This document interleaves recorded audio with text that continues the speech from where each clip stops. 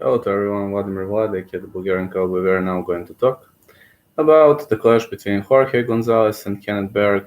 Jorge Gonzalez, known under the nickname George ST, Kenneth Bergh, known under the nickname of Ymir. Kenneth Bergh took part at TUF 23, where he lost bout to Eric Spicely via rear naked choke pretty much quickly.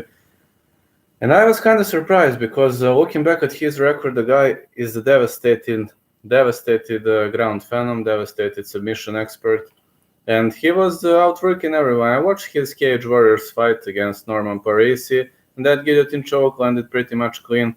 The fact is that Kenneth Bergh is not, he's not the best striker in the world. Everybody knows that. He also took part at Dana White Contender Series. Well, we had a controversial no contest against Antonio Trocoli, but looking back at this, he was facing some fair names. So this is the biggest test of his career. I watched him only once, so it's kind of hard to say which way is this going to go because I watched Kenneth Bergh only once, and I don't think he's a bad fighter. He is powerful. Kind of hard to discuss his cardio because his bouts were not going to judges' scorecards or decision. But when I watched him at Cage Warriors back then, his pace was not slowing down. Right now, Jorge Gonzalez, Mexican fighter, riding a score of 16-4 out of Mexico City, Mexico.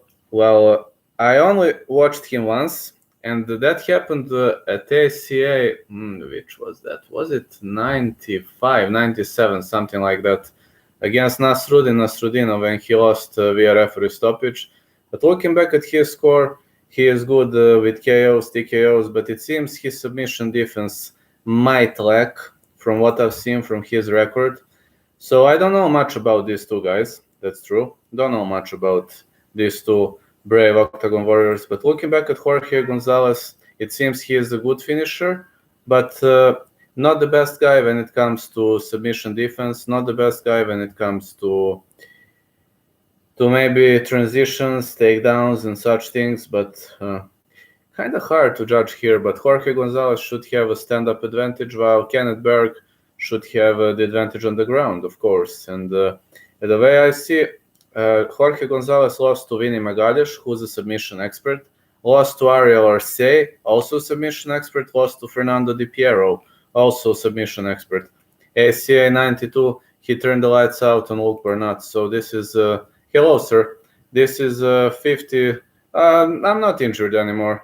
I will have a few more videos.